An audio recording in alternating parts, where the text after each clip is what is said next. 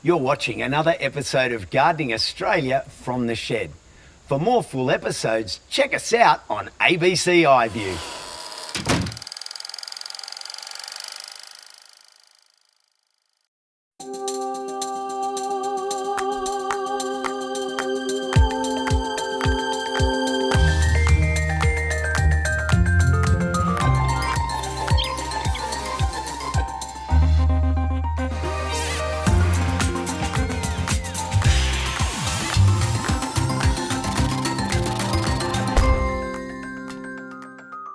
Welcome to Gardening Australia.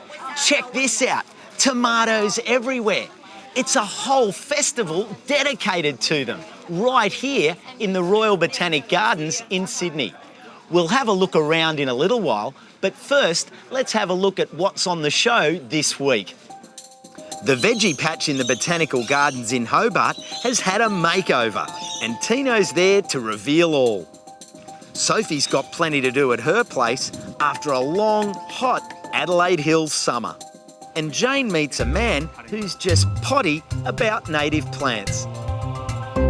Have a look at the varieties of tomatoes on show here. We've got red ones, black, green, yellow, orange, even striped ones. And there's one person here who's done more than anyone I know to help preserve them, Clive Blasey. Clive is a founder of the Diggers Club, an organisation dedicated to preserving heirloom and rare fruit and vegetable varieties. Well, tomatoes are the most popular gardener's vegetable, and they're the most popular vegetable in the supermarket. And there's probably 5,000 different cultivars in all these different colours, but they come from different regions of the world. So they came from South America, and they've been adapted in Russia or Spain or Italy, or quite a few in Australia as well, and France. So of those 5,000 varieties, we're now down to only about 100. So that's the task of us people, to make sure these heirlooms are preserved for all time. Clive, I'm a big fan of tomato names. What varieties have you got here? Well, this one here, Costa, is Tomato, which is a good early tomato, fantastic in salads and reliable and very vigorous. This chap here's got a beard, just like you and me. Yes, now we're talking. It's called a hirsute tomato. It probably came as a variety called peach, but it's come from the Wapsipinicon Valley. I think it's in Iowa in the US, and this one rates incredibly well in taste tests. It'll never get into supermarkets because it's actually quite soft and ripe now. Its shelf life's just a few days. Oh, wow. But you know, when you grow these things in your backyard, it doesn't matter. Pick them when you want. Whereas when you have them in the supermarket, it'd go off. And then the final one is this lovely variety called green grape. You can see it's got olive green shoulders and a sort of yellowy green colour. But this is a really exceptional tasting tomato as well. But I could mention 15 to 20 as good, with lots of character. Now, you're renowned for saving seeds. How do you go about it? We just squeeze the seeds onto paper like this, push them out the way you've done it there, separate them, and the gelatinous material will dry out. So it's just on a piece of paper, a tissue paper, dry it out, and then you can sort of wrap it up in an envelope, and then next spring when you sow your seeds, you can just take it off the piece of paper. How simple's that? Well, thanks, Clive. Oh, very good. Thank you very much.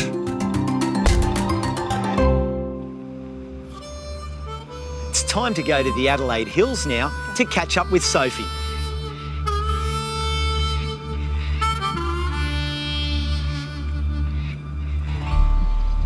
Last summer was a brutal one, and the signs of devastation are everywhere. These blue trees were actually plane trees, supposedly tough and hardy, but they didn't make it through last season. So rather than pull them out, I've decided to paint them and turn them into an art installation. Other tough stuff, like this dwarf lobelia. I thought it would survive easily. Can't even remember what this was. And this dwarf nandina here, also fried. It breaks my heart. But it's not surprising. With a combination of hot, dry winds, temperatures in the 40s, poor soil, and the salty bore water I use to irrigate the garden, it's hard going for a plant around here. But there are some survivors. So if a plant's coped with the burning, baking and blasting and thrived, then I'm really impressed. Like this one here. This is Vitex agnus castus, known as chase tree, chase berry, Abraham's balm or monk's pepper, and it's a fabulous Mediterranean plant. Forms a large rounded shrub, it'll probably double in size, with these beautiful purple flowers from early summer and still going. They're an absolute bee magnet, and it's a pity we haven't got smell-o-vision because the foliage has the most wonderful aromatic perfume. Lovely.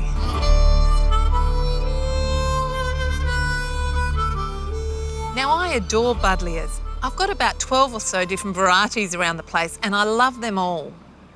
But this one really has to take the prize. It's Buddleia crispa and its beautiful lush silver foliage does nothing to indicate the harsh conditions it's growing in. The soil is not really soil actually, it's a mixture of rocks and building rubble left over from when they renovated the stone building. It's placed in the northwest corner of the house up against the stone, so the radiant heat is extreme and it hardly gets watered. It has pretty pink flowers in springtime, but really the flowers are insignificant compared to the stunning silver foliage. Gardeners everywhere have been celebrating salvias for decades now, and this is one that I planted last year that's really impressed me. It's the Canary Island sage, and it's been smothered with these stunning pink and purple flowers above its beautiful silver foliage right through the extreme heat. Now, the plant itself is looking a bit daggy now, but by the new foliage down at the base, it's telling me it's ready for a good haircut. This plant has impressed me so much that I want to put some more in elsewhere in the garden where plants have failed, and that's what I'm going to do right now. This May bush didn't make it through, so I'm going to rip it out and replace it with the salvia. And I reckon it's going to do beautifully here. I would expect under ideal conditions, this plant will get to about 2 metres high, but probably not quite as high here. Now, like most silver foliage plants, it likes good drainage. The soil's quite reasonable, so I'm not going to add anything to it. I'm just going to mulch well. Another plant I'm really keen to repeat is this one here. Now, you'd be forgiven for thinking it's a salvia. It's not actually, but it is closely related.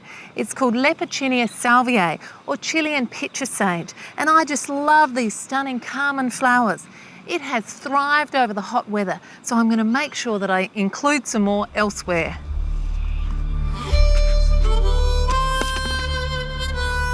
So my garden is slowly coming together, growing and evolving.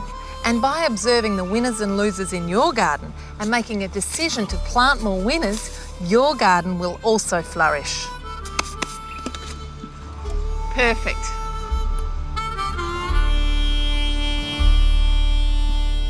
This would have to be the best part of the festival, a chance to taste the tomatoes. In fact, I'm a judge, mixing it with all the other judges, one of whom is right here, famous foodie Jill Dupleix. Now, how's the judging going? Have you got a favourite? It's so exciting because every single one of them is so different. But yes, I have a favourite. It's not even red.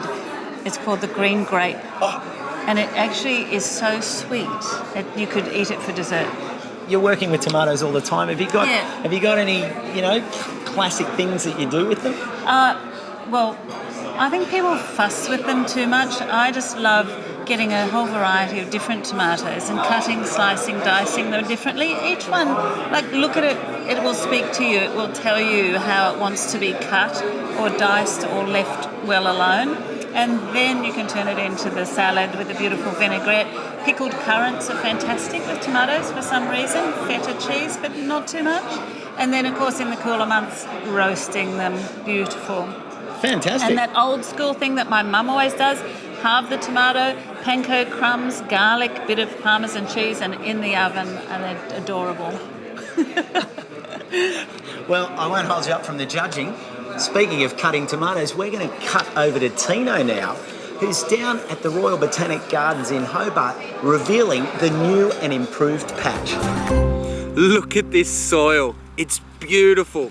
I feel like I know it like the back of my hand because I've dug, hoed, mulched, tilled, watered, and of course sowed and planted in it over the years that I've been lucky enough to work here in the patch at the Royal Tasmanian Botanical Gardens. This area has a rich Indigenous heritage and crops have been grown here since the earliest days of the colony. Then in 1818, it became the Botanical Gardens. And soon after, convicts started work on these beautiful walls. Fast forward nearly 200 years to 1997, when Gardening Australia's Peter took over this spot to create the famous Pete's Patch. Now the final clearance of the site has begun. Soon this area will be growing lots of delicious vegetables once again. Well, as you can see, we still have the most massive job ahead of us, and yet we will create a garden here. Who would have thought that a humble veggie patch would take off in the way that it did and capture the hearts and imaginations of gardeners everywhere? And believe it or not, the patch became one of the state's most visited tourist attractions. And when they come in, they get a bit of a shock because it's so small. In fact, the whole of this area here, the actual growing area, is no more than 4 metres wide and 12 metres long. And yet, it is highly productive. There's been some big changes here over the past 18 months. The staff at the Botanical Gardens have been slaving away, renovating the entire area. It's gone well beyond Pete's Patch. In fact, it's probably tripled in size. There are now around 40 beds, with 20 set aside for community groups, and of course, a few for Gardening Australia's new patch. Marcus Regis is one of the driving forces behind the New Look Garden. The garden itself is based around a dragonfly's wing, and the veins and other parts of the wing itself make up the pathways and the framework behind the beds, so that whole organic sort of shape and form is within this garden. Can you tell me about the philosophy behind the redesign? The Botanical Gardens is very keen to get that interaction with community in new and engaging ways, and this is another way of actually achieving that. So it's mainly about educating the community on how to grow food? Very much so. This whole garden environment is not only to demonstrate good food, good healthy production, but also to demonstrate new and intriguing ways of actually growing your fresh veg. So it's an amalgamation of the old and the new. Very much so. Place for nurturing, education and for community. This is Gardening Australia's new patch. It's a bit bare at the moment. That's because it's early days, but eventually it'll be planted out with a range of annual veggies, berries, fruit trees, fruiting vines, edible perennials, and of course, loads of flowers. Not everyone has enough room in their backyard for a series of rectangular beds, so these are of different shapes and sizes, some long and skinny, some short and squat. We want to try and show what it's like in real life. So no matter what kind of space you have, there'll be great ideas and practical advice to make your garden as productive as possible.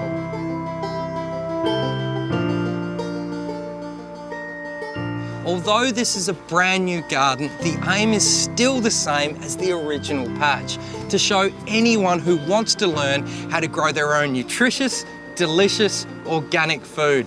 But as you can see, there's a lot of work to be done. So next week, I'll get cracking improving the soil and throwing some seed around. Looking forward to seeing you then. Many people ask us about growing natives in pots. Here's Jane with an expert. Glenn Yearsley is a plant grower and nurseryman. His spectacular 3-hectare property at Arthur's Seat on Victoria's Mornington Peninsula is filled with Australian native plants of all shapes, sizes and colours. Lots of people know that native plants can be grown beautifully in a garden, but what about in pots? Absolutely. These days there's so many new forms and hybridised forms of Australian native that are a bit more compact and have great long flowering periods. So there's plenty of native plants that work well in a pot. Let's deal with some, because I know everyone will know that. That's the kangaroo paw. Absolutely. I mean, a must-have for any garden, I say. They're also a little bit of a telltale. We find that if things are getting dry or in the garden, they'll sort of let you know what's going on. They do a little bendy. A little droop. Yeah, and then if you chuck some water on, bang, up they come again. So it's sort of like the canary of the garden. Once kangaroo paws flower, they go sort of a dull colour. They lose that lovely, vivid colour. Yeah, they lose That's the time to prune. Exactly, and don't wait too long.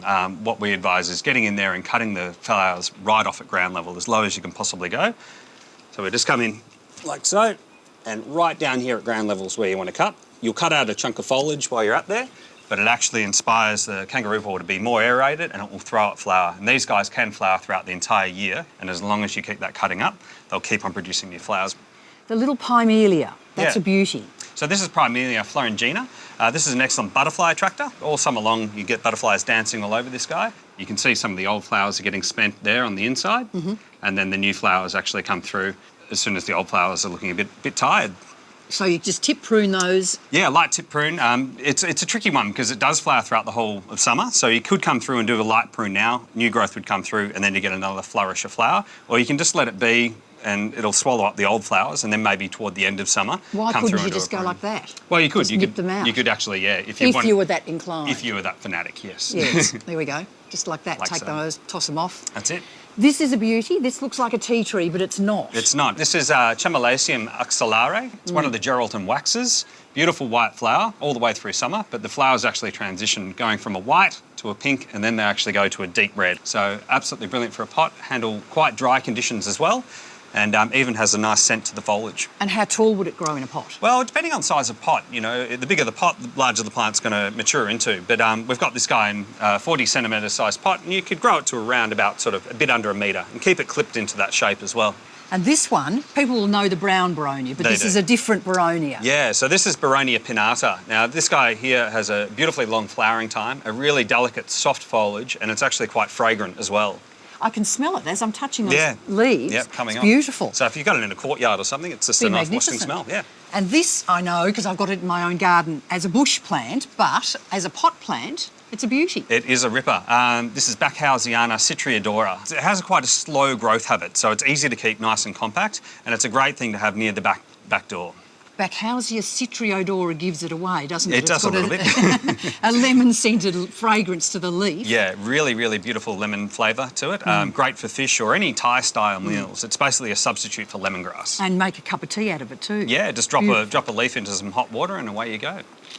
Now, what about potting mix? And that's really quite important to get the right sort of potting mix. It is indeed. There's different potting medias out there on the market, and the truth of it is you really do get what you pay for. You can see here we've got a really aggregated pine bark potting mix. It's very open, and you'd use that for things like orchids that don't yeah. need soil around them or potting mix around them. Exactly. But here we've got a potting media that has quite a bit of density to it, so holding a lot more moisture. And when you're buying potting mix, look for weight. The heavier it is, the more moisture content it's going to be able to hold.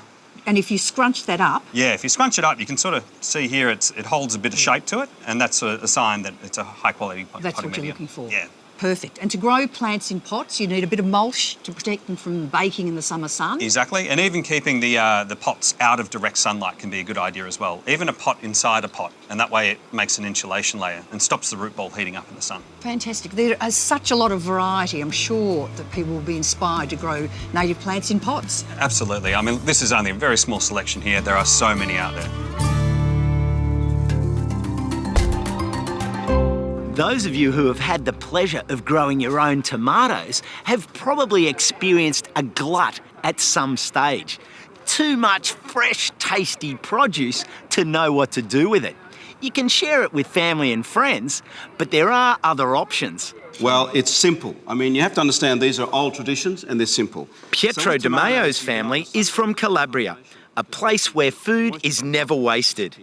Pietro learned at an early age how to preserve all kinds of produce, including tomatoes. We're going to make sun-dried tomatoes and passata. Now, sun-dried tomatoes are very simple. First of all, use an excellent quality tomato from your garden because you're going to concentrate all these flavours. You cut them into half. If it's a little bit bigger, just cut them into thirds. Put them on a mesh, ideally on a hot tin roof, and ideally with 3 or 4 days of 38 to 40 degree temperature with a mesh over it so that flies don't get in. Unfortunately, in Melbourne, where I come from, you don't have that, so therefore I use one of these. And this is a dehydrator, which works really, really well, and you just put the tomatoes in, space them out, sprinkle them with salt, and that does two things. One of them is it draws the moisture out of the tomatoes, and the other thing, of course, is it actually helps preserve the tomatoes. After 3 days, when the tomatoes are dry, you mix them in with garlic and oregano or dried basil, mix them in with olive oil, leave them 2 or 3 hours, put them in the jar. A little bit of olive oil on the bottom, Put the tomatoes in, bit of olive oil on the top. Don't overfill the jars because the tomatoes will actually expand. Yep. Seal them and keep them in a cool place, and they're fantastic. They look awesome. And this is a plate of them that you can see. The colour's great. And the flavour is better. So next we're going to make passata. You need firstly a sun-ripened, juicy, fleshy tomato. And normally you would put it through this machine, which is a passata machine, which means pass through in Italian, which separates the skin and the pips from the juice, which you then take the juice, put in the bottles, seal them and boil it. However, I've got an even simpler system. All you do is chop up the tomatoes, put them in the bottles, then you jam them down. And what you're doing is you're basically making sure that you fill the bottle with the fresh, juicy tomatoes. Okay, make sure that the bottle is completely filled. Put the lid on it. Then you put it in a pot with cold water up to just below the lid. Bring it to boiling point and leave it there for 1 hour. And that's it. Done. Well, thanks, Pietro, for showing us 2 simple ways to extend the produce from our gardens over the seasons. It's unreal. So now we're going to head over to WA to a special garden. Here's Josh. This is Pauline Sibley, a rather extraordinary grandmother, I think. And these are 2 of her grandchildren, Brodie and Amanda, with their dad. The picture was taken when the girls were 3 years and 2 years respectively. And this is Pauline's garden, a work in progress these last 37 years. The girls used to love to play here, particularly Brodie when she was very young. She used to run and absolutely just run and jump and sit on the seats and just be happy. We're at Hillary's, a northern beach suburb of Perth. Beach being the key word because underneath here is pure sand. Now, when Pauline and her husband Don first came here, she cheerfully admits she didn't know the difference between a garden spade and a garden fork, nor did she know about Battens disease. But she soon saw its effects.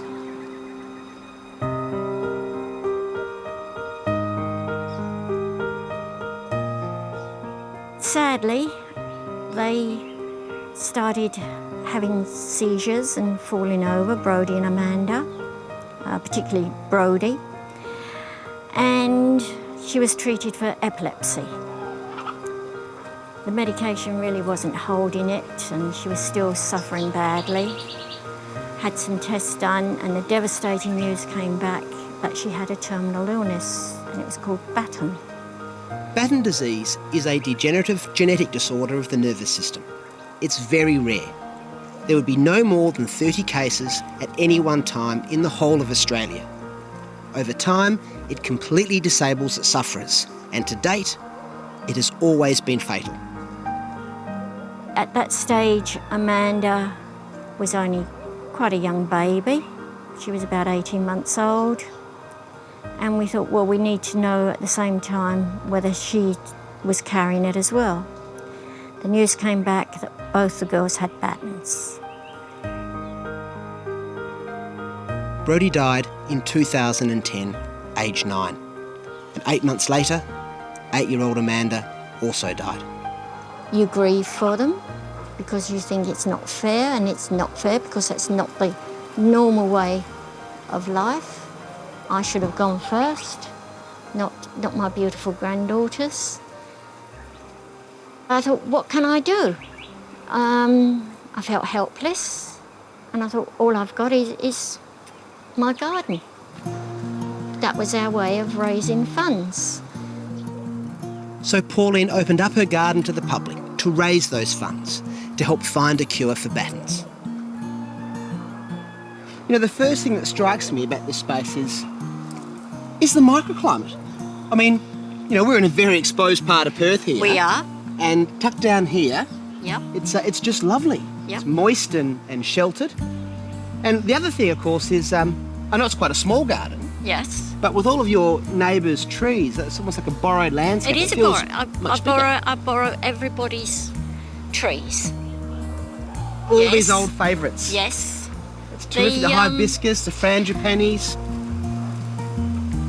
what you've done is you've used that sort of level change quite cleverly. Yep. And then sort of tiered plantings of all sorts. Yes. I mean, it is. you've got a young oak sapling, it looks like. It is.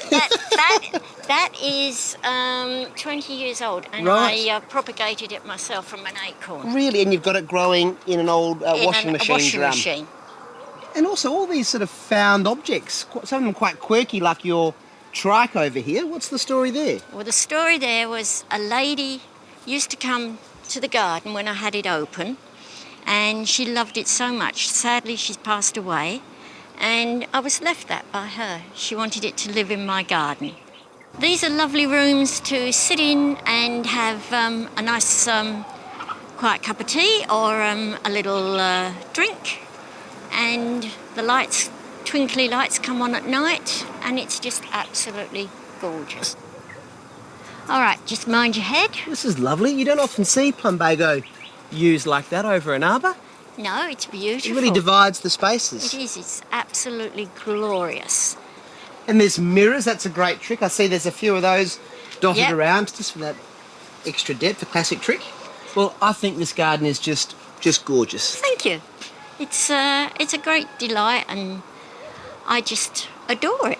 I find great comfort in it. It's not work, it's pleasure. Absolute pleasure.